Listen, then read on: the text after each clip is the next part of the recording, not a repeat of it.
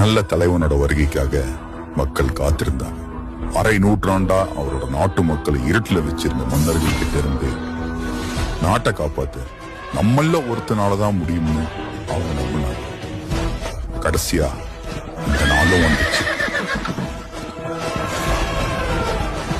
உங்க அண்ணன், உங்க தம்பி, உங்க தோழன், உங்க விஜய் களத்துக்கு வந்துட்டா.